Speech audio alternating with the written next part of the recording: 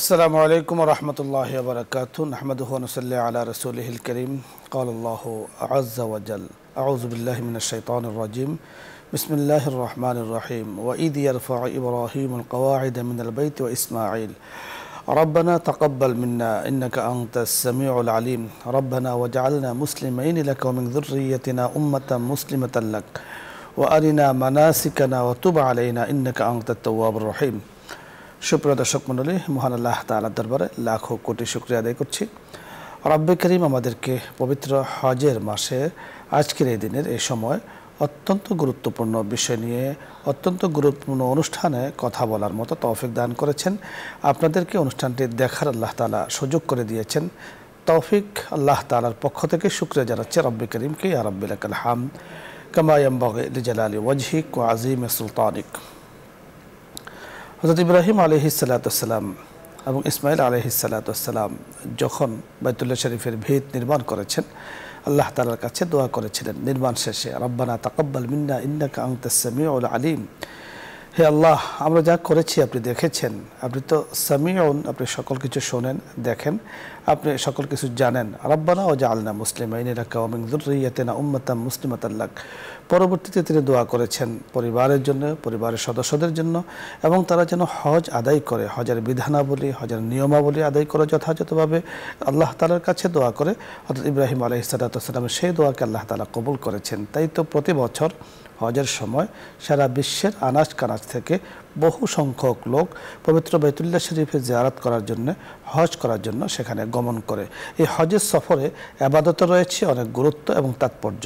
তা নিয়ে আজকে আমরা কথা বলবো। কথা বলার জন্য যিনি আমাদের সাথে যোগ দিয়েছেন বিশিষ্ট ইসলামী চিন্তাবিদ, লেখক এবং গবেষক, মিডিয়া আলোচক শেখ মোহাম্মদ ওসমান গনি, সহকারী অধ্যাপক, আহসানিয়া ইনস্টিটিউট, ঢাকা। সাথে আছি আমি আমজাদ হোসেন হেলালি। আসসালামু আলাইকুম ওয়া রাহমাতুল্লাহ। ওয়ালাইকুম আসসালাম ওয়া রাহমাতুল্লাহ। শেখ কেমন আছেন? আল্লাহর রহমতে ভালো আছি, আলহামদুলিল্লাহ। আপনি কেমন আছেন? আলহামদুলিল্লাহ, আল্লাহ তাআলা খুব ভালো রেখেছেন। আপনার কাছে আজকে আমরা যে বিষয়টি জানবো যে হজের সফর অত্যন্ত গুরুত্বপূর্ণ। কারণ হজের যে নির্দিষ্ট যে কর্মকাণ্ড আছে তা তো মাত্র কয়েকদিন, 7 তারিখ থেকে 13 তারিখ পর্যন্ত। এর আগে পরে হজের সফরে মক্কা থাকতে হয়, মদিনায় থাকতে হয়, সফরে থাকতে হয়। এই সময় আসলে আমাদের করণীয় কি? হাজী সাহেবদের কি করণীয়? ধন্যবাদ সুপ্রিয় উপস্থাপক, সম্মানিত দর্শক শ্রোতা। হজ ইসলামের মৌলিক 5টি স্তম্ভের অন্যতম, এবং হজ একটি স্পেশাল এবাদাত। এর মধ্যে শারীরিক এবাদাত, আর্থিক এবাদাত রয়েছে। এবং হজের সফর, হজ মানেই হলো পবিত্র সফর, এবাদতের উদ্দেশ্যে সফর, এবং হজের সাথে ওমরা যুক্ত থাকে। ওমরা মানেও পবিত্র সফর বা পবিত্র এবাদতের জন্য সফর। বা হজ মানে এবাদতের উদ্দেশ্যে কসদ বা এরাদা করা, নিয়াত করা। তো হজের নিয়াত করা থেকে, এহরাম করা থেকে শুরু করে আবার ফিরে আসা পর্যন্ত পুরো সময়টা এবাদত হিসাবে গণ্য। যেমন আমরা যখন রমজানে সাহারি করি, সাহারি থেকে ইফতার পর্যন্ত সারাদিন কিন্তু এবাদত, আমি কিন্তু কিছু করছি না, আমি কোনো কাজ না করেই আবাদতের মধ্যে আছি। ঠিক যখনই আমি হজের এহরাম করলাম, নিয়াত করলাম, হজের সফরের শুরু থেকে আবার ফিরে আসা পর্যন্ত পুরোটাই আবাদত। এবং এই পুরো সময়টা দোয়া কবুলের সময়। এই হজের সফরে হজের যে ফরজ ওয়াজিবগুলো রয়েছে, সুন্নাতগুলো রয়েছে, আরকান হাকাম রয়েছে, সেগুলো আমরা অবশ্যই পালন করে থাকি, পালন করব। বিশেষ করে 7 তারিখ থেকে 13 তারিখ আপনি যেটা বললেন, এই ফরজ ওয়াজিবগুলো ছাড়াও হজের সফরের মধ্যে যে ওয়াক্ত মতো জামাতে নামাজ আদায় করা সঠিকভাবে, এবং সম্ভব হলে কোরআন কারীম বেশি বেশি তেলাওয়াত করা, দুরূদ শরীফ পাঠ করা, জিকির আজকার করা। আমরা দেখি অনেক মানুষ হজের সফরে যান, হজ ঠিকই পালন করেন, কিন্তু এবাদতের প্রতি তিনি অত সচেতন নন, অনেকটা উদাসীন। অনেকে এটা হয়তো শখ জ্ঞানে বা না বুঝে অনেক সময় করে থাকেন। যেমন জামাতে মসজিদুল হারামে সালাত আদায় করা। অনেকে আছেন দেখা গেল যে হোটেলের সামনে রাস্তায় দাঁড়িয়ে সালাত আদায় করছেন, মানে একটু উদাসীন। আবার অনেকে ব্যাখ্যা দেন যে মসজিদুল হারামের যে জামাত, এই জামাতে সামিল হলেই তো হলো। কিন্তু আমরা জানি একটি উদাহরণ আছে হাদিস শরীফে, যে জুমার দিনে যিনি প্রথম যাবেন তার জন্য 1 রকমের সওয়াব, দ্বিতীয়ত যিনি যাবেন তার জন্য অন্য রকম, এভাবে বাই সিরিয়াল সওয়াবের কিন্তু পার্থক্য হতে থাকে। তাহলে আমি মসজিদুল হারামের ভিতরে গিয়ে মাতাফে নামাজ পড়বো একরকম, আবার বাইরে পড়বো, রাস্তায় পড়বো, হোটেলের লবিতে পড়বো, সেটা কিন্তু পার্থক্য হবে। এই বিষয়গুলো আমাদের সতর্ক থাকতে হবে। এবং এই যে হজের কিছু দোয়া কবুলের জায়গা আছে, যদিও পুরো সফরটাই দোয়া কবুলের সময়, কিন্তু এর মধ্যে বিশেষ কিছু জায়গা আছে যেগুলোতে খাসভাবে দোয়া কবুল হয়। এই জিনিসগুলো জানলে আমরা কিন্তু এবাদতে আমাদের আগ্রহ এবং মনোযোগ আরও বেশি হবে। যেমন হাতিমে কাবা, কাবার উত্তর পাশের যে অর্ধবৃত্তাকার জায়গাটুকু, এটি কাবারই অংশ। সুযোগ যদি হয় এখানে প্রবেশ করতে পারলে, তাহলে মসজিদুল মানে খানায় কাবার ভিতরে প্রবেশ করাই হয়ে গেল। এটি খানা কাবার অংশ ছিল, পরবর্তীতে সংস্কারের সময় সেটি হালাল অর্থের সংকুলন না হয় সেটি সম্ভব হয়নি, পরবর্তীতে এভাবে রাখা হয়েছে। এটি সাধারণ মানুষের সুবিধাই এতে হয়েছে। দ্বিতীয়ত মিজাবে রাহমত। তো মিজাবে রহমত হলো হাতিমের উপরে একটি কাবাগরের পানি পড়ার যে পড়নালাটা, সেটি সোনা দিয়ে বাঁধানো আছে। তো সেখানে নামাজ যদি পড়ার সুযোগ হয় বা সেখানে দোয়া করা, এবং আমরা জানি হাজার আসওয়াদের যে কন্যা, সেখানে অনেক ভিড় হয়, সেখানে হয়তো যাওয়া সম্ভব না। বিশেষ করে মহিলা হাজিগণের প্রতি আমাদের উপদেশ থাকবে, মহিলা হাজিগণ হাজার আসওয়াদের এই ভিড়ের মধ্যে সেখানে যাওয়ার চেষ্টা না করা উচিত। তো পুরুষগণ হয়তো চেষ্টা করবেন যারা সামর্থ্য রাখেন। হাজারা আসওয়াদ থেকে কাবা শরীফের যে দরজা পূর্ব পাশে দক্ষিণ কর্নারে, ওই দরজার মাঝখানে যে 4 হাতের মতো জায়গা আছে, এটাকে মুলতাজিম বলা হয়। এখানে কিন্তু যাওয়া সহজ সম্ভব। তো সেখানে দোয়া কবুলের জায়গা, এবং খানায় কাবার যে দরজা বা চৌকাট আছে সেখানে ধরে স্পর্শ করে দোয়া করা আছে। এবং এই দরজার সরাসরি পশ্চিম পাশে আরেকটি দরজা আগে ছিল, যেটি বর্তমানে বন্ধ আছে, মানে নাই দরজা, এটা ওয়াল দিয়ে বন্ধ করা আছে, এবং সেখানে দরজার মতো একটা চিহ্ন আছে।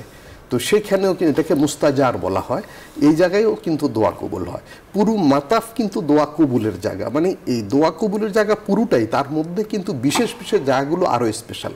ঠিক সাফা মারোয়া পুরোটাই দোয়া কবুলের জায়গা, এবং এর মধ্যে মিলাইন আখদারাইন, সাফা মারোয়ার যেখানে মাঝখানে সবুজ লাইট আছে সেখানে দোয়া কবুলের জায়গা, এবং সাফা পাহাড়টা আর একটা স্পেশাল দোয়া কবুলের জায়গা, মারোয়া পাহাড়টা এটি দোয়া কবুলের জায়গা, এবং মসজিদুল হারাম পুরোটাই কিন্তু দোয়া কবুলের জায়গা। তো যারা কিন্তু এই জায়গাগুলো জানেন বুঝেন, তারা কিন্তু বাহিরে নামাজ আদায় করে মানে আনন্দ পাবেন না, স্বাচ্ছন্দ্য বোধ করবেন না। ওনারা অবশ্যই এখানে চলে আসবেন, এক একদিন একটা জায়গায় গিয়ে ইবাদত করবেন, দোয়া করবেন। এই কাবা শরীফের উপরে প্রতিনিয়ত প্রতিটি মুহূর্তে 120টি রহমত নাজিল হতে থাকে। সুবহানাল্লাহ। হাদিস শরীফে এসেছে যারা তোয়াফরত আছেন তাদের জন্য 60টি রহমত সেখানে তারা প্রাপ্ত হন। আর যারা অন্য কোনো আবাদতে, কোরআন শরীফ তেলাওয়াতে, নফল নামাজে, জিকির আজকার, দোয়া দুরুদে মশগুল আছেন, তারা 40টি রহমত লাভ করেন। আর যারা কোনো আবাদতে নাই, হয়তো এখন একটু বিশ্রামে আছেন, ক্লান্ত শ্রান্ত আছেন, উনি যদি সেখানে কাছে বসে ঠিক খানায় কাবার দিকে তাকিয়ে থাকেন, তার জন্য 20টি রহমত আল্লাহ দান করেন। তো আমরা এছাড়াও মিনা, আরাফা, মুজদালিফা প্রত্যেকটা জায়গা কিন্তু দোয়া আবাদতের জায়গা, দোয়া কবুলের জায়গা। দর্শক মণ্ডলী, হজের সফরে আবাদতের গুরুত্ব নিয়ে আমরা কথা বলছিলাম। আমরা যখন বাইতুল্লাহ শরীফের আশেপাশে থাকি, বাসা বাড়িতে থাকি, এবং মদিনাতে মসজিদে নববীর আশেপাশে থাকি, তখনও কিন্তু আমরা এক অর্থে মুসাফির, যেহেতু আমরা দেশ থেকে চলে গিয়েছি।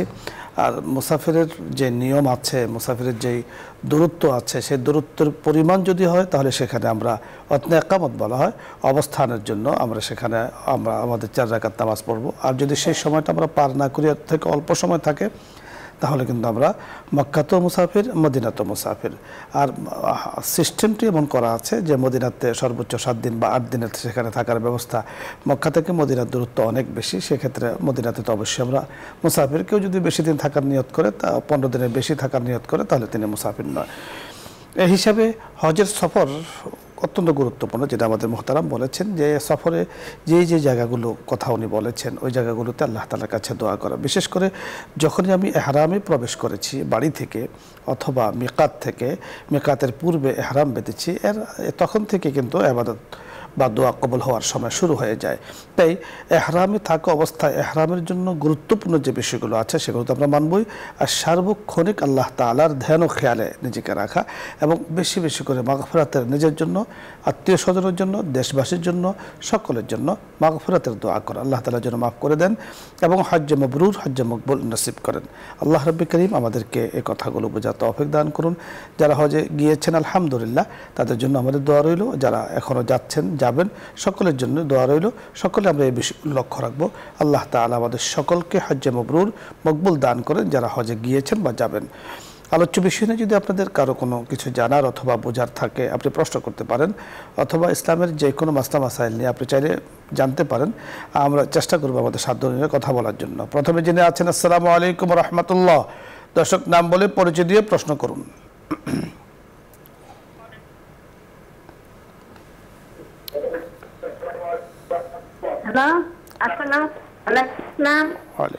জি প্রশ্ন করুন, প্রশ্ন করুন। যে আমি বলতেছি যে হয়েছে, আমি গত বছর হজ করে আসছি, যে আমি গত বছর হজ করতে আসছি, তো ওই তাওয়াফের মাঝে মাঝে কাবা ঘরে ধরে দোয়া করছি, তাহলে এটা কি ঠিক হলো কিনা? ধন্যবাদ আপনাকে, আমরা কথা বলছি, আপনি শুনতে থাকুন। বুঝতে পেরেছেন? জি ধন্যবাদ। আসলে এই তাওয়াফ একটি স্বতন্ত্র ইবাদত। হজের মধ্যে এবং উমরার মধ্যে তাওয়াফ হলো ফরজ, এবং এছাড়াও নফল তোয়াফ আছে। এবং এই তোয়াফ মানে হলো 7 চক্কর কাবাঘর প্রদক্ষিণ করা বা কাবাঘরের চারদিকে 7 বার ঘোরা। এই তোয়াফের সময় বিশেষ কিছু নিয়ম আছে। তার অন্যতম একটি নিয়ম হলো তোয়াফ রত অবস্থায় যখন তিনি তোয়াফ করবেন তখন কাবাঘরের দিকে তাকাবেন না। কিন্তু এই বিষয়টা না জানার কারণে অনেকে কাবাঘরকে যে স্পর্শ করা, হ্যাঁ অন্য সময় তোয়াফ ব্যতীত অন্য সময় গিয়ে তা কাবাঘরে স্পর্শ করা যাবে, দোয়া করা যাবে। তো এতে হজের ক্ষতি হবে না, হজ হয়ে গেছে, তবে এটি নিয়ম বহির্ভূত হয়েছে। সুন্নাহর খেলাফ বা মুস্তাহাবের খেলাফ এই ধরনের। আপনি কাবাঘরকে স্পর্শ করা, কাবাঘর ধরা, কাবার গিলাফ ধরা, এটা তো ভাগ্যের ব্যাপার এবং আবেগের বিষয়টি এখানে। তবে আবেগের সাথে অবশ্যই শরীয়তের নির্দেশনাগুলো আমাদের মেনে চলতে হবে। আমরা দেখেছি অনেককে যে তওয়াফ করছেন, এই কাবাঘর ধরে মাথাকে মুছছেন, কপালে মুছছেন, তারপরে মাথাকেও সেখানে ঘষছেন। আমাদের মুফতিয়ানে কেরাম বা বুজুর্গানের দিন থেকে এই ধরনের আমল আসলে পাওয়া যায় না। আবেগ ঠিক আছে, সকল কিছু ঠিক আছে। কাবা শরীফের মোহাব্বত অন্তরের মধ্যে রাখা একজন মুসলমানের উপরে ফরজ। মোহাব্বত রাখা, কাবা শরীফ, কাবা কেন্দ্রিক তো আমাদের সকল কিছু, কিন্তু এই আবেগের জায়গায় আবাদতের যে নির্দেশনাগুলো আছে সেগুলো যদি আমি না করি আর কাবা শরীফে আমি গিয়ে সেখানেই করি তাহলে তো হবে না। আমাকে অবশ্যই আবেগের পরে আবেগের সাথে কাবাঘরে স্পর্শ করাটা তওয়াফের সময় ব্যতি রেখে অন্য সময় আপনি এখন তো আপনি তওয়াফে আছেন, তওয়াফের মতো বড় ইবাদত এবং হজ্জের তওয়াফে জিয়ারত ফরজ করা হয়েছে। তো এই তওয়াফে জিয়ারার সময় কাবাঘর আপনি কাবাঘরকে দেখবেন। আমরা খুব ধ্যান, কারণ পুরো জায়গাটা যেহেতু দোয়া কবুল হওয়ার সময় আপনি দেখেছেন, আমরা সেখানে দেখেছি অবস্থানকালে যত ইবাদত আছে তার মধ্যে তওয়াফ হলো শ্রেষ্ঠ ইবাদত। আর অন্য সময় আপনি কাবাকে ধরবেন, নিজের আবেগকে অবশ্যই আপনি প্রাধান্য দেবেন, ধরবেন, আল্লাহ তাআলার কাছে কথা বলবেন, সেটা ঠিক আছে। কিন্তু তওয়াফের সময় তওয়াফের কাজটাকে সর্বোচ্চ প্রাধান্য দেওয়া, প্রায়োরিটি দেওয়া। পরবর্তী দর্শকের কথা আমরা শুনবো। জি আসসালামু আলাইকুম রহমতুল্লাহ।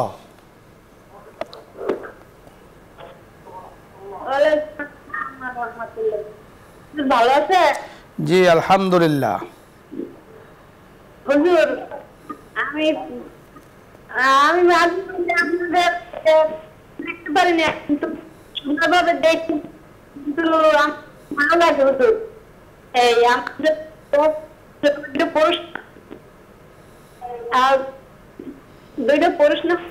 আপনি টিভির ভলিউম কমিয়ে প্রশ্ন করুন। আমার দুইটা প্রশ্ন হলো, এক নম্বরে হলো হুজুর, মানে আমার ডায়াবেটিস 24 আমার এখন ওই আমার টাকা পয়সা দিতে, তারপরে আমার ছেলে মিটতে যায়, আমি খারাপ দুর্বল। আপনার কথাগুলো বোঝা যাচ্ছে না। ধন্যবাদ। আপনি অসুস্থ, সম্ভবত ডায়াবেটিকের কথাই বলছিলেন। আমরা দোয়া করছি আল্লাহ তাআলার কাছে, আল্লাহ পাক যেন আপনাকে সুস্থতার বড় নেয়ামত দান করেন। আমরা পরবর্তী দর্শকের কথা শুনবো। জি, আসসালামু আলাইকুম ওয়া রাহমাতুল্লাহ।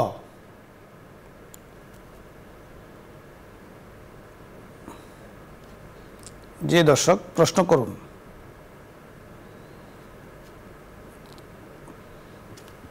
ধন্যবাদ আপনাকে, আপনি কানেকশন পাচ্ছেন না সম্ভবত। পরবর্তী দর্শকের আমরা কথা শুনবো। জি, আসসালামু আলাইকুম। হ্যালো, আসসালামু আলাইকুম হুজুর। ওয়ালাইকুম আসসালাম ওয়া রাহমাতুল্লাহ। হুজুর, জি বলুন। আমার 3টা প্রশ্ন হুজুর। জি বলুন। প্রথম প্রশ্ন হুজুর, আমি এই মানে আমার এখন তো বয়স চলছে, কিন্তু মানে 10-15 বছর আগে আমি খুব অসুস্থ থাকি, আমার মাথা চাপ ধরে হয়তো আমি নামাজ কালাম ঠিক করতে পারতাম। যাই হোক, সময় হুজুর আমার বাবা মা অনেক হুজুরের কাছে যেত, তো তারা বলে যে এই কারণে ওরা হুজুর অনেক ইয়ে দিছিল, অনেক কিছু ছিল, তো পানি থাকতে হবে। এখন তো শুনি আপনার আমার তো খুব কি করতাম। ধন্যবাদ আপনাকে। দ্বিতীয় প্রশ্ন বলুন। দ্বিতীয় প্রশ্ন, যে পেটে যে ছোট বাচ্চারা মারা যায় হুজুর বা হয়ে মারা যায়, এরা কি বাবা মার জন্য সুপারিশ করতে পারে? আর তৃতীয় প্রশ্ন, কুরআন পড়ে গেলে কি করণীয় হুজুর? হাত থেকে দেওয়া? জি, আমরা বুঝতে পেরেছি, আপনি শুনতে থাকুন, আমরা এক এক করে কথা বলছি। ওয়ালাইকুম আসসালাম ওয়া রাহমাতুল্লাহ। শাইখ বুঝতে পেরেছেন প্রশ্নগুলো? শেষ দুইটা বুঝতে পেরেছি। প্রথম প্রশ্নটি সম্ভবত উনি জানতে চেয়েছেন যে 10-15 বছর আগে অসুস্থ ছিলেন, একবারে নামাজ রোজা করতে পারেননি, সম্ভবত মানে ব্রেনের কোনো সমস্যা হয়তো বা হতে পারে। তা আমি যতটুকু বুঝতে পেরেছি হয়তো বা বেশ কম হতে পারে। তো অনেক চিকিৎসা তদবিরের পরে হয়তো বা ভালো হয়েছেন। তো সেই অবস্থাকালীন ওনার যে নামাজগুলো ছুটে গিয়েছে, সেই নামাজের কি হুকুম? দুটো অবস্থা। প্রথমত, মানসিকভাবে সুস্থ না থাকলে ওই সময় কোনো ইবাদত ফরজ থাকে না। দ্বিতীয়ত, যেহেতু তিনি আগে পরে এটি অনুধাবন করছেন যে ওনার কিছু ইবাদত রয়ে গেছে, তিনি ওই সময়ের ইবাদতগুলোকে কাজা আদায় করতে থাকবেন। এগুলো যদি হয়তো কাজা হিসাবে গণ্য হবে, না হলে নফল হিসাবে পরিগণিত হবে, ইবাদত বেশি বেশি করবেন। এটি বিভিন্ন সাহাবা ইকরাম থেকে দেখা যায়, ওনারা নবীজির কাছে প্রশ্ন করেছেন, আমি তো ইসলামের পূর্বে জাহিলি যুগে কুফরি অবস্থায় নানান রকমের অপরাধ করেছি, ইসলামের বিরুদ্ধে কাজ করেছি, এখন আমি কি করব? নবীজি বলছেন, পুরুদমে আরও বেশি মানে জোশের সাথে, বেশি উদ্যমের সাথে বেশি ইবাদত করো, ইসলামের পক্ষে কাজ করো, তাহলে এটা কাফফারা হবে। তো এখন ইবাদত বাড়াতে হবে, নফল ইবাদত এবং কাজা নামাজগুলো উনি করবেন, তাহলে ইনশাআল্লাহ আল্লাহ অবশ্যই ক্ষমা করবেন। আর উনি শিশুরা মারা গেলে পিতামাতার জন্য দোয়া করতে পারেন কি না, এটি অবশ্যই পারেন। এবং আমরা যে শিশুদের জানাজার মধ্যে যেই দোয়াটা পড়ি, সহিহ হাদিস শরীফের মধ্যে এই দোয়াগুলো এসেছে, ওয়াজআল্লাহু শাফিআ ওয়া মুশাফফা, ওয়াজআলহু লানা শাফিআ ওয়া মুশাফফা, হে আল্লাহ তাকে বা আমাদের জন্য, পিতামাতার জন্য, অভিভাবকদের জন্য সুপারিশকারী হিসাবে আপনি কবুল করুন এবং তাদের সুপারিশ আপনি গ্রহণ করুন। তো শিশুরা কিন্তু পিতামাতাকে শাফায়াত করে, সুপারিশ করে জান্নাতে নিয়ে যাবে। এই জন্য শিশুদের প্রতি আমাদের অনেক দায়িত্ব আছে, যেমন সুন্দর নাম রাখা, আকিকা দেওয়া, তাদের সুশিক্ষিত করা, কালেমা শেখানো একবার ছোটবেলা থেকে। আমি এখানে আপনার সাথে এই প্রশ্নে একটু অ্যাড করতে চাই, অর্থাৎ জানার উদ্দেশ্যেই আপনার থেকে, যে অনেক সময় দেখা যায় যে ছোট্ট শিশু যাদের মারা গিয়েছে তারা খুব আক্ষেপ করেন, তো তাকে তো সেবা করার মতো সুযোগ তিনি পাননি। অনেক সময় কিছু কিছু শিশু হয়তো বা মাতৃগর্ভ থেকে অসুস্থ হয়ে আসেন, অথবা জন্মের পরে অসুস্থ হয়ে পড়েন, দেখা যাচ্ছে অ্যাবনর্মাল অথবা শারীরিক মানসিক প্রতিবন্ধী হয়ে থাকে। তো অনেক ক্ষেত্রে দেখা যায় যে এই শিশুদের প্রতি যথেষ্ট অবহেলা করা হয় এবং শিশুদের যথাযথ হক আদায় করা হয় না, যে কোনো ব্যক্তির থেকে হোক, মা থেকে হোক, বাবা থেকে হোক, পরিবার থেকে হোক। এক্ষেত্রে শরীয়তের নির্দেশনা কি আসলে শেখ? আসলে শিশুরা তো এটি আল্লাহর পক্ষ থেকে আমানত, নেয়ামত, এদের এবং এদের উসিলাতে যারা অন্যান্য মেম্বার আছেন, পরিবারের সদস্য আছেন, তাদের আল্লাহ রিজিক দিয়ে থাকেন। এ সম্পর্কে একজন সাহাবী, তার একজন ভাই ছিলেন প্রতিবন্ধী, আসলে ওদেরকে আমরা বলি স্পেশাল, আল্লাহ তাআলা এটা দিয়ে মানুষকে পরীক্ষা করে থাকেন। তো তখন নবীজি ওই সাহাবীকে বললেন যে তোমার যে অসুস্থ ভাইটি আছে তার বরকতে, তার উসিলাতে আল্লাহ রব্বুল আলামিন তোমাকে রিজিক দিয়ে থাকেন। তো এই জন্য তার প্রতি তুমি সম্মান প্রদর্শন করবে, তার হক আদায় করবে। তো আমাদের যে স্পেশাল শিশু যারা আছে ওদের প্রতি আমাদের এই পিতামাতা, অভিভাবক, আত্মীয় স্বজন সবাই কিন্তু শ্রদ্ধাশীল হওয়া উচিত, কারণ এটি আল্লাহর দেয়া আমানত। একে শ্রদ্ধা সম্মান করতে হবে, তার হক আদায় করতে হবে। তো এবং শিশুরা তো অবশ্যই, এবং তারা মাসুম থাকে। আপনি যথার্থ বলেছেন যে এরা নিষ্পাপ শিশু, সে তো নিজে অসুস্থতা ডেকে আনেনি, আল্লাহ পাকের সিদ্ধান্ত হয়েছে, আল্লাহ তাআলা ভালো মনে করেছেন, দিয়েছেন। এজন্য যে সমস্ত পিতামাতা এই শিশু বা অভিভাবকবৃন্দ এই শিশুদের প্রতি অবহেলা করে, যেমনটি আপনি বলেছেন, আপনি পজিটিভ সাইড বলেছেন যে তাদের জন্য করা উচিত, হিকমত করা উচিত বা খেদমত করা উচিত, কিন্তু কেউ যদি অবহেলা করে এর শাস্তি কিন্তু গুরুতর, ইহ এবং পরজগতে। আপনি জানেন যে রাসূল আকরাম সাল্লাল্লাহু আলাইহি ওয়াসাল্লাম বলেছেন, ইউরযাকুকুম বিযুআফাইকুম, তোমাদের দুর্বলদের কারণে তোমাদেরকে রিজিক দেওয়া হয়। তো এখন যে সন্তানটা আমাকে খেদমত করছে বা বড় হচ্ছে, বাবা ডাকছে, মা ডাকছে, আমি তার প্রতি আগ্রহ বেশি দেখালাম, আর যে শুয়ে আছে মানে অসুস্থ তার প্রতি আমি অবহেলা করলাম, এটা কিন্তু আল্লাহ পাকের মাখলুকের, আল্লাহ পাকের সৃষ্টির উপরে মানে অবহেলা করা এবং এটা তো পরীক্ষা। আল্লাহ তাআলা কোরআনে কারীমে বলেছেন, ইন্নামা আমওয়ালুকুম ওয়া আওলাদুকুম ফিতনা, এটা পরীক্ষা যে আমি তার প্রতি দায়িত্ব পালন করছি কিনা, আল্লাহর দেয়া দায়িত্ব। মানে আমরা তো প্রত্যেকেই দায়িত্বশীল, কুল্লুকুম রা ও কুল্লুকুম মাসউলুন আন রাইয়াতিহি, আমরা প্রত্যেকেই দায়িত্বশীল। আমাদের অধীনে যারা আছে, আমাদের তত্ত্বাবধানে যারা আছে, তাদের প্রতি আমাদের দায়িত্ব পালন করতে হবে। তিনি শেষ প্রশ্নটি করেছেন, কোরআনে কারীম যদি হাত থেকে পড়ে যায় বা নিচে পড়ে যায় তাহলে কি করতে হয়? প্রথমত, কোরআন হলো আল্লাহর কালাম, এটা খুবই সম্মানিত, মুআজ্জাম। আমরা অবশ্যই সম্মানের সাথে রাখবো, তুলবো, উঠাবো, ধরবো। ওযুর সাথে কোরআন স্পর্শ করতে হয়। আমরা জানি 3টি জিনিস স্পর্শ করার জন্য ওযু লাগে, 3টি জায়গায় ওযু দরকার হয়। প্রথমত, সালাত বা নামাজ আদায় করার জন্য তাহারাত বা পবিত্রতা ওযু শর্ত। দ্বিতীয়ত, যে হজের যেই ফার্জ তওয়াফ এবং যে কোনো রকমের নফল তওয়াফ, এ তওয়াফের জন্য ওযু ফার্জ, ওযু শর্ত, তাহারাত জরুরি। আর তৃতীয়ত হলো কোরআনে কারীম স্পর্শ করার জন্য এই পবিত্রতা শর্ত। মানে এখানে কোরআনে কারীমের গুরুত্বটা আমরা বুঝতে পারি। তো যদি অসাবধানে, অসতর্কভাবে কখনো পড়ে যায়, তখন প্রথম কাজ হলো কোরআন শরীফটাকে খুবই তাজিম, সম্মান করা এবং বেশি বেশি তেলাওয়াত করা, ইস্তিগফার করা, যে ভুল হয়েছে অসাবধানে আল্লাহর কাছে ক্ষমা চাওয়া, এবং সামর্থ্য মতো কিছু দান খয়রাত করে দেওয়া। যথার্থ আপনি বলেছেন। আমরা পরবর্তী দর্শকের কথা শুনবো। আসসালামু আলাইকুম ওয়া রাহমাতুল্লাহ। আসসালামু আলাইকুম হুজুর।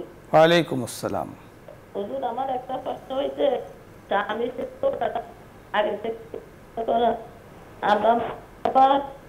আমাদের জন্য তো ভালো নিজেরা বুঝতে পেরেছেন। জি, কেটে কেটে আসছে আপনার কথা, আপনি আরেকবার চেষ্টা করুন। আমরা পরবর্তী দর্শকের কথা শুনবো। আসসালামু আলাইকুম।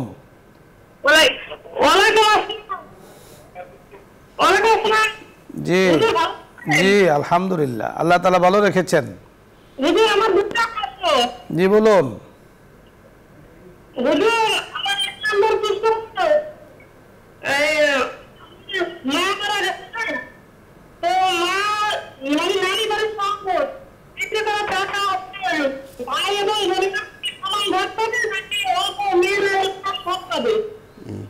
জি, বুঝতে পেরেছি। দ্বিতীয় প্রশ্ন বলুন।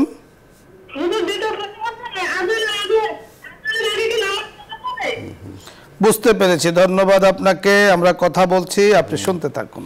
খুবই গুরুত্বপূর্ণ দুটি প্রশ্ন তিনি করেছেন। প্রথম প্রশ্নটি ছিল, মায়ের উত্তরাধিকারে ভাই বোন কি সমান পাবে কিনা। আমাদের সমাজে একটা তথ্য এভাবে প্রচলন আছে, আসলে মায়ের সম্পদ, বাবার সম্পদ বা অন্য যে কোনো কারো সম্পদ উত্তরাধিকারের ক্ষেত্রে ভাই বোন একই রকম, অর্থাৎ বোন যা পাবে ভাই তার দ্বিগুণ পাবে, ভাইয়ের অর্ধেকটা বোন পাবেন, এটি আছে এবং এটি হলো বিধান।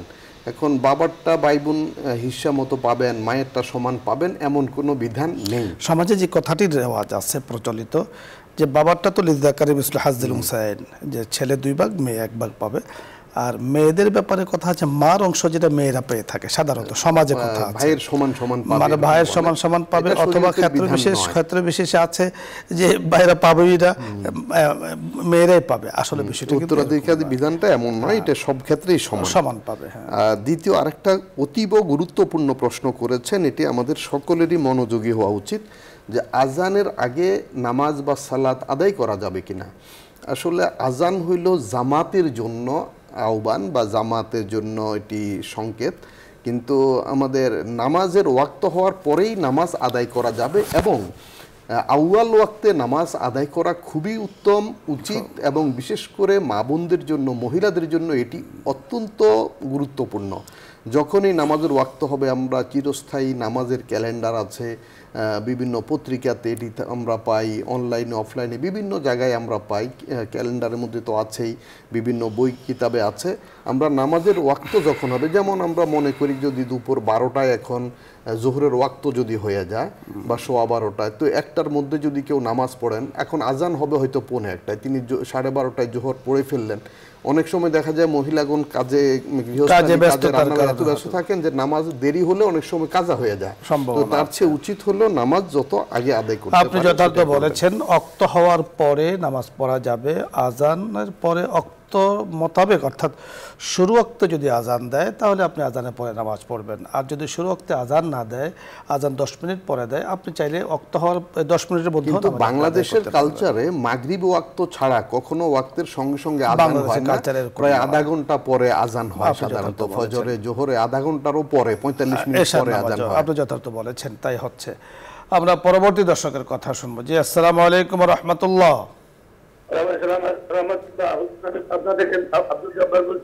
জি, আব্দুল জব্বার সাহেব, প্রশ্ন করুন। আচ্ছা হুজুর, আমার যে আর্থিক সচ্ছলতা এবং শারীরিক সুস্থতা থাকা সত্ত্বেও এই সময় ইচ্ছে করে যায় না, এই না ইচ্ছে করে যাওয়ার তাদের কি হবে? আর একটা প্রশ্ন, বুঝতে পেরেছেন, বলুন। মা বাবা এত ছোট থাকতে মা বাবা তারা তখন 3 নম্বর প্রশ্ন। ধন্যবাদ। আপনার কথাগুলো কেটে কেটে আসছে। প্রথম প্রশ্নটা ছিল, উনি বলছেন শারীরিকভাবে আর্থিকভাবে সামর্থ্য হওয়ার পরেও যারা হজ করেন না তাদের কি হবে পরিণতি। এই সম্পর্কে হাদিস শরীফে আছে, রাসূল আকরাম সাল্লাল্লাহু আলাইহি ওয়াসাল্লাম, প্রিয় নবী রহমতুল আলামিন, যিনি শাফাত করবেন, তিনি বলছেন যারা সামর্থ্য হওয়ার পরেও হজ আদায় করলো না, তো তার মৃত্যু কিভাবে হবে? সে কি ইহুদি বা নাসারা হয়ে, খ্রিস্টান হয়ে মৃত্যুবরণ করবে কিনা আমি জানি না, আমি তার ইমানের বিষয়ে শঙ্কিত, তার ইমান নিরাপদ নয়। সুতরাং হজ অত্যন্ত গুরুত্বপূর্ণ একটি ফরজ ইবাদত। অনেকে বিলম্ব করেন অকারণে, যে বুড়ো হলে হজ করব, ছেলে মেয়ে বিয়ে দিয়ে হজ করব, অথবা অনেকে নাউজুবিল্লাহ একটা নেগেটিভ একটা নিয়াত করে রাখেন যে হজ করে ভালো হয়ে যাব। মানে এখন যত অপরাধ আছে করতেছি, যত রকমের দুর্নীতি, নানান রকমের অন্যায় অপরাধ কাজ উনি করে যাচ্ছেন, নিয়াত করে রাখছেন শেষ বয়সে হজ করে ভালো হয়ে যাবেন। এরকম অন্যায় নিয়াত করাও একটা গুনার কাজ। হ্যাঁ, হজকে টালমাটাল করা, বিলম্ব করা, এটা অনেক বড় গুনার কাজ। আপনি যেমনটি বলেছেন, আমাদের যিনি প্রশ্ন করেছেন পাবনা থেকে আব্দুল জব্বার সাহেব, হজ ফরজ হওয়ার সাথে সাথে হজ করা, এ নিয়ে ইমামদের মাঝে কিছুটা কথাবার্তা আছে। তবে সাথে সাথেই হজ করাটা ইমাম শাফি রহমতুল্লাহ আলাইহির পক্ষ থেকে কিন্তু বলা হয়েছে হজ আলাল ফৌর, অর্থাৎ তাৎক্ষণিক তিনি হজ করেন। এবং হজ ফরজ হওয়ার পরবর্তীতে যদি তিনি আর্থিকভাবে নিঃস্ব হয়ে যান, তার ফরজ কিন্তু রয়ে যাবে। ওনাকে এই জন্য হজকে কখনো বিলম্ব করতে নেই। আমাদের শাইখের দুটো বিষয় আপনি বলেছেন, আমরা খেয়াল করেছি যে পরিবারের এখনও কোনো সেটিং আমি করতে পারিনি, তা আমি সেটিং করে নিই, পরে হজ করব, এই ধারণা সম্পূর্ণ মিনাশ শায়তান। এই ধরনের ধারণা উচিত নয়। এই ধরনের ধারণা আসা মানেই হজকে বিলম্ব করা। আরেকটি হলো যে আমি ভালো হয়ে যাব হজের পরে, এই ধরনের ধারণা একেবারে অনুচিত, একবারে নাজায়েজ ধারণা। কারণ হজ ইসলামের 5টি স্তম্ভের একটি। ঈমান আনার পরে তো নামাজ, এটা হজের সাথে সম্পৃক্ত নয়। আমরা দেখেছি অনেককে, শুনেছি আমরা অনেক কথাবার্তা যে হজের পরে টুপি জামা জুব্বা পড়েন, এবং আমি হাজি সাহেব মানুষ, আমি এগুলো কেমনে করি? তার মানে হাজি হওয়ার আগে কি আপনার জন্য এগুলো জায়েজ ছিল? কখনো না। গুনাই সর্বাবস্থায়। হজ ইবাদত করেছেন, এখন হজকে, হজের উপরে, আমলের উপরে আরও নিজেকে মজবুত রাখা এটা জরুরি। আমরা পরবর্তী দর্শকের কথা শুনবো। জি, আসসালামু আলাইকুম ওয়া রাহমাতুল্লাহ।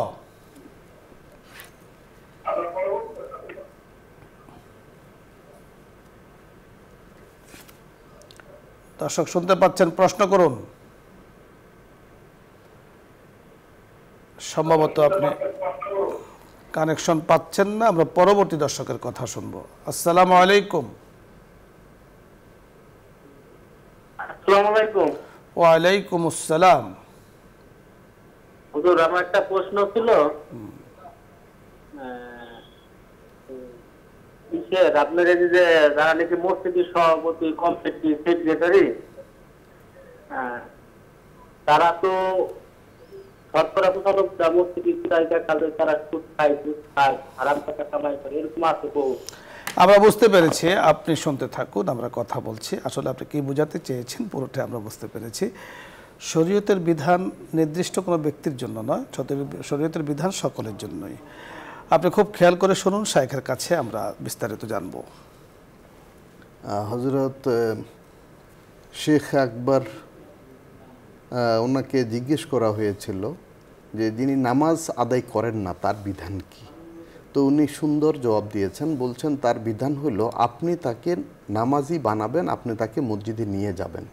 তো আমাদের দেশে মসজিদ, মাদ্রাসা, ধর্মীয় প্রতিষ্ঠান বা সামাজিক প্রতিষ্ঠানগুলো দায়িত্বে যারা আছেন তাদের প্রতি আমাদের দুটি কর্তব্য।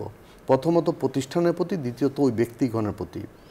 প্রতিষ্ঠানের প্রতি কর্তব্য হলো আমরা যারা মনে করি যে আমরা সচেতন নাগরিক এবং পরহেজগার লোক, মুত্তাকিন, সচেতন ইমানদার, আমরা নিজেরা দায়িত্বগুলো নেওয়া, এটি একটা কাজ। কারণ হযরত ইউসুফ আলাইহিসসালাম যখন ওনাকে মিশরের দরবারে উপস্থাপন করা হলো, তিনি বলেছেন ইন্নী হাফিজুন আলিম, আমি খুব সতর্ক এবং হেফাজতকারী এবং খুব অভিজ্ঞ এই বিষয়ে প্রাজ্ঞ, আমার খুব জ্ঞান পাণ্ডিত্য আছে এই বিষয়ে, আমি জানি। তাহলে নিজেকে পেশ করা, উপযুক্ত জায়গায় গুরুত্বপূর্ণ কাজে প্রয়োজনের ক্ষেত্রে নিজেকে উপস্থাপন করতে হবে, যেতে হবে। আমি দূরে সরে থাকবো, অন্যরা সব করবে, তাহলে তো হয়তো ভুলভাল করতে পারে। আমি যেহেতু ভালো কাজ করব, আমি জানি, আমার সে সদিচ্ছা আছে, সুতরাং আমাকে সেখানে যেতে হবে।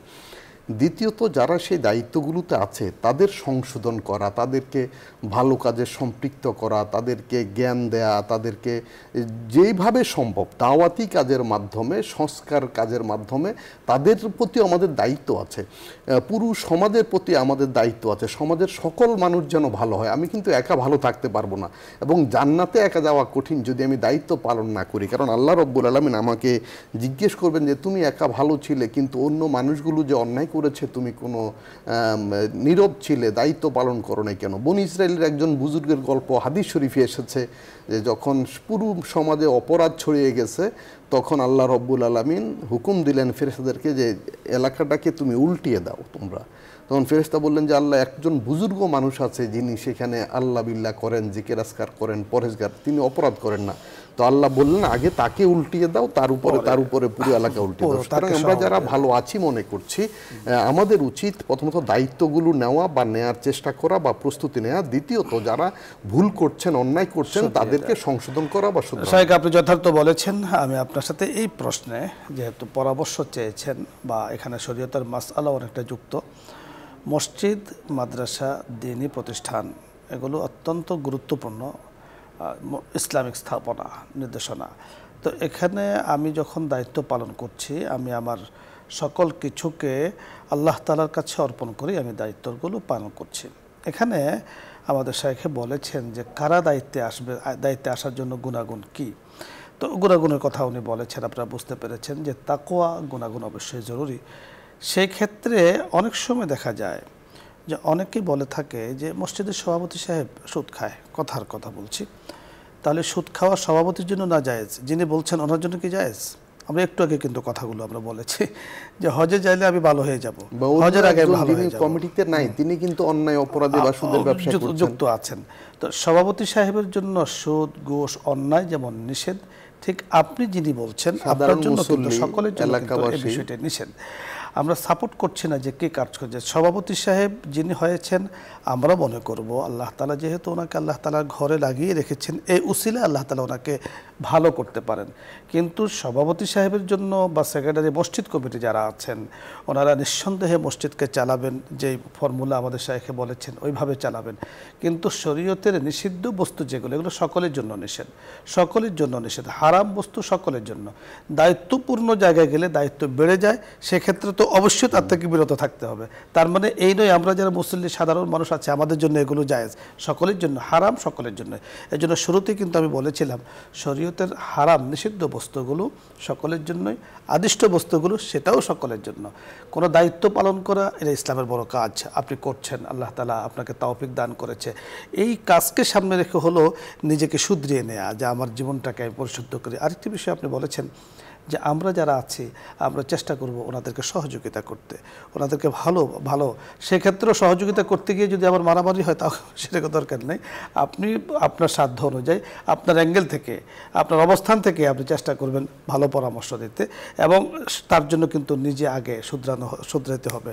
লিমা তাকুলুনা মা লা তাফআলুন, এমন কথা বলো না যেটা তুমি করো না।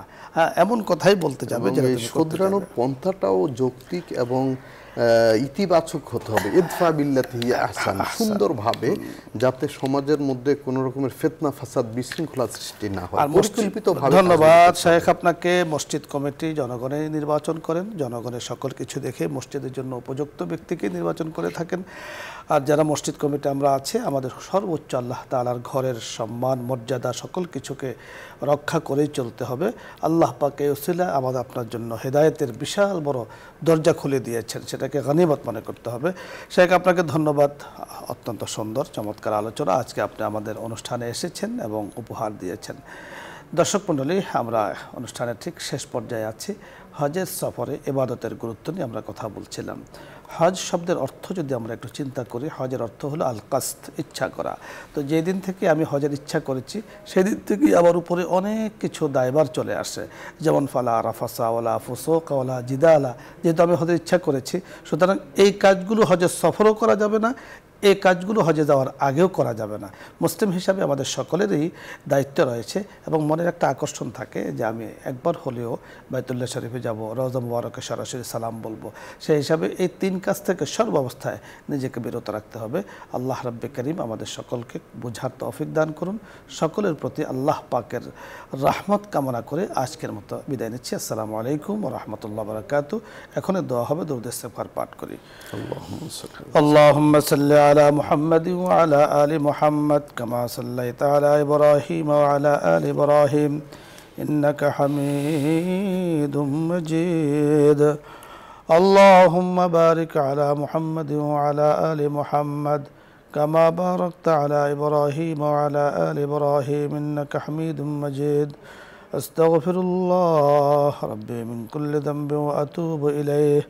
لا حول ولا قوة إلا بالله العلي العظيم. الحمد لله رب العالمين والصلاة والسلام على رسوله الكريم. ربنا آتنا في الدنيا حسنة وفي الآخرة حسنة وقنا عذاب النار. ربنا ظلمنا أنفسنا وإن لم تغفر لنا وترحمنا لنكونن من الخاسرين. آمين. ربنا وجعلنا مسلمين لك ومن ذريتنا أمة مسلمة لك وأرنا مناسكنا وتب علينا إنك أنت التواب الرحيم. آمين. رب اجعلني مقيم الصلاة ومن ذريتي ربنا وتقبل دعاء. آمين. يا الله يا رحمن يا رحيم يا حي يا قيوم برحمتك أستغيث.